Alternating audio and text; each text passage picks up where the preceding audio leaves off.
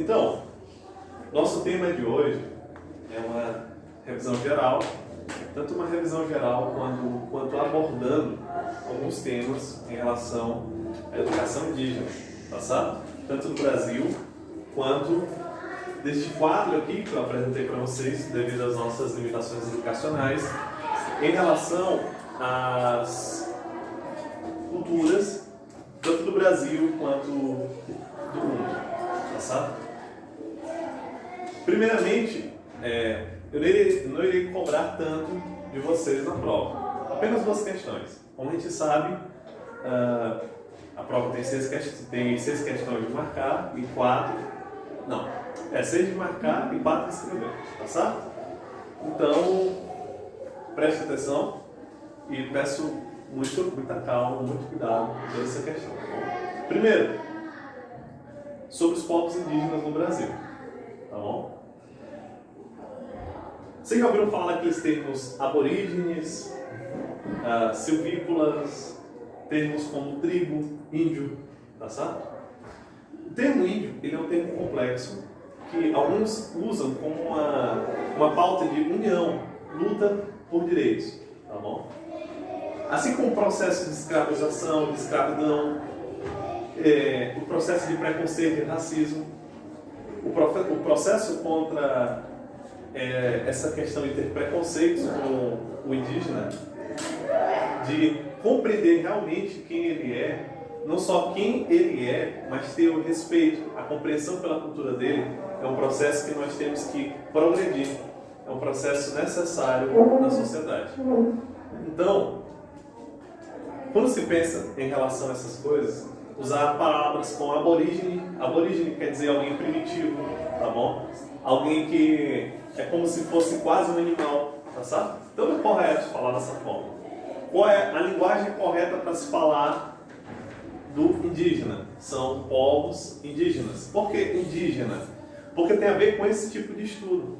Os próprios colonizadores que invadiram as terras do Brasil, porque os habitantes que naturalmente vieram para cá e tiveram um processo com as terras e tiveram um processo de cuidar e se desenvolver na terra há muito tempo atrás, eram os indígenas originais.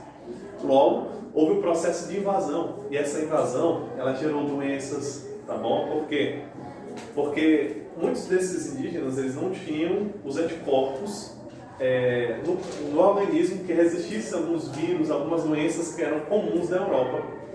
Muitos deles morreram, houve muitos assassinatos, houve verdadeiras guerras biológicas.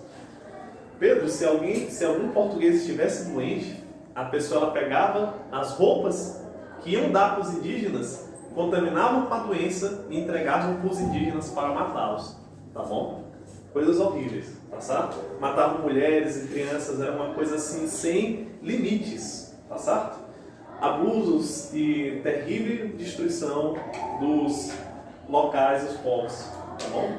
Dos ajuntamentos, das sociedades indígenas, tá certo? Então, pessoal, a partir disso, a gente compreende algumas coisas, como, principalmente no Brasil, quando o nosso livro ele enfatiza a questão das sociedades dos tambos sambaquis. Em algumas regiões litorâneas, em algumas praias, você tem muito desse crustáceo, tá bom? Eram construções que os indígenas eles reuniam para fazer diversas coisas, como habitações, como locais para estar ali produzindo, tá certo? E esses sambaquis são grandes terrenos arqueológicos para a gente compreender como é que era a sociedade da época. Eu espero que vocês estejam prestando atenção, tá bom? Vamos se concentrar e vamos prestar atenção na aula. Logo, pessoal, o que acontece? A partir disso, a gente pode ver essas sociedades. E alguns desafios aqui para se compreender a sociedade indígena. Primeiro, eles têm uma religião distinta da cristã, tá bom? A gente vai ver agora um pouco dessas expressões religiosas, tá bom? Eles têm deuses ligados à natureza, eles têm formas de vida diferentes, tá bom? Quando você precisa de comida, você vai no comércio, vai no mercado. Agora, o indígena, ele precisa caçar, ele precisa do ambiente, do território para se sentir bem. Não só isso, pessoal, mas a vivência, o dia a dia, tá bom? Inclusive, essa questão de identidade indígena e essa percepção, tanto das terras quanto da cultura. Para a cultura deles, os deuses deles haviam destinado as terras a eles. Só que chegou os invasores e muitas vezes invadem, expulsam, tá bom? E aí eles têm que se virar, eles têm que viver como fugitivos. Não só como fugitivos, mas pessoas que muitas vezes chegam os fazendeiros, chega o pessoal e já pensa assim: ah, essa terra aqui não é de vocês são preguiçosos, vocês são vagabundos ou coisa parecida. Mas na realidade, pessoal, o que acontece é que é preciso respeitar a cultura deles. Enquanto a nossa sociedade ela trabalha e muitas vezes destrói a saúde, eles fazem o necessário apenas. Eles têm o cuidado e a proteção da terra. Se eles derrubam algo, eles plantam outra coisa, tá bom? E claro, as sociedades deles têm os problemas distintos das nossas, tá bom? E o nosso desafio hoje em dia é a gente perceber a cultura deles, entender como eles enxergam o mundo, para então respeitar as questões da vivência da vida deles, tá bom? Você vê muitas vezes no noticiário as lutas dos fazendeiros, das madeireiras, das terras indígenas, isso tudo é muito atual, isso é tudo muito complexo, tá bom? E a partir disso, pessoal, o que acontece? A gente vai agora tratar um pouco sobre aspectos da sociedade e a cultura dos povos andinos, depois de tratar um pouco sobre o Brasil, é tudo bem resumido sobre o Brasil. Agora a gente vai falar os povos andinos e mesoamericanos, que tem a ver com os mexicas, os astecas, os incas, os maias, tema fundamental, pessoal. Para vocês terem uma ideia, o ano que vocês nasceram, 2011 por aí ou 2012, era o ano que ficou muito famosa uma teoria dos maias e astecas que o mundo ia acabar em 2012, tá bom? Fizeram até um filme que o mundo ia acabar inundado, tudo mais, em 2012, tá certo? Eu vivi essa época, vocês ainda eram muito pequenos, tá certo? Agora aquela questão, muita gente até vendeu as casas, tá bom? Que nessa época dava muito sucesso os documentários sobre o mundo sendo destruído e tudo mais. Só que aí, pessoal, provavelmente no calendário astecas, maias, esse processo ele era entendido como uma renovação do universo, tá bom? Apesar de que uma coisa muito importante é que a sociedade deles, eles não tinham um alfabeto, mas a comunicação deles era muitas vezes no desenvolvimento das pirâmides. Vocês sabiam que existiam pirâmides aqui na América? Você sabia disso? Pirâmides tão complexas e tão bonitas quanto as egípcias. Só que o pessoal geralmente não valoriza, tá bom? Existe na Bolívia, no Peru, no Chile, muitas pirâmides, muitos desenvolvimentos incríveis, tá bom? Maravilhosos, só que pouca gente sabe, tá certo? Então, o que acontece é que essa sociedade é o que a gente chama de uma sociedade ágrafa, ou seja, uma sociedade sem escrita oficial, tá bom? Mas a comunicação deles é tão complexa, até hoje, detalhe, João Ícaro, até hoje a gente ainda não entende certas coisas dessa sociedade, tá bom? Era uma tecnologia incrível e avançada. Se cria até a teoria da conspiração, mas era um pouco de desenvolvimento diferenciado. Povos que cresceram muito, povos que dominaram quase toda a América do Sul, tá bom? Então, pessoal, aqui a gente vai falar um pouco da organização desses povos, inclusive algo da cultura deles, algo bem interessante, que eles usavam um tipo de palha chamado quipá, tá certo? E essa quipá era como se fosse uma contagem, como se fosse uma calculadora. Quanto mais eles tivessem essas questões, eles faziam um nó, tá bom? É como se fosse várias formas de se desenvolver, tá certo? Só peço um pouco de paciência, eu vou dar um pouco de horário a mais para vocês, tá bom? Só para a gente terminar o nosso conteúdo de gravar, tá certo? Então, o que acontece? Como eu falei para vocês, os Incas estão localizados no território dos Andes, tá bom?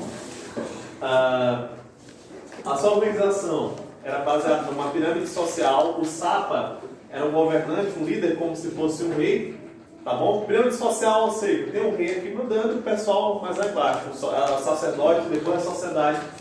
O governo de poucos. Tá bom? A arte e a arquitetura era baseada em fortalezas de pedras e pirâmides. E a cultura e a religião era uma religião xamânica. Ou seja, não só de acreditar que o sol é Deus. Não só isso, mas de ter contato com esses espíritos da natureza. Tá bom? Era como se fosse esse xamanismo. Os maias, território próximo ao México. E a gente está falando aqui, pessoal, de verdadeiros impérios antigos. E aqui, pessoal, vai dicas de filme. Tá bom? O primeiro é o filme 1492, que fala sobre a visão de Cristóvão Colombo sobre a colonização das Américas. E tem também outro filme chamado Apocalipto, que fala da visão dos povos originários da conquista das Américas. Ou seja, um de conquista, o outro de resistência, luta, guerra para proteger sua família. São coisas belíssimas, tá bom? Outro filme também, e esse tem no YouTube, é A Missão, o nome do filme com Robert De Niro, tá certo?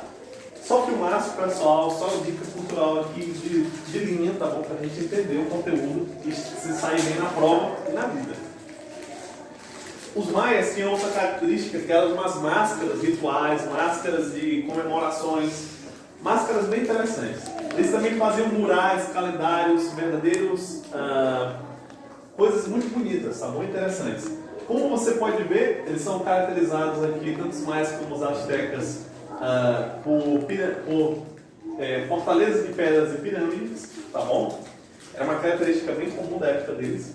E aqui, na religião dos maias, tem o politeísmo com sacerdotes e comerciantes como líderes da sociedade. Agora, os astecas, isso aqui vai cair na prova, hein?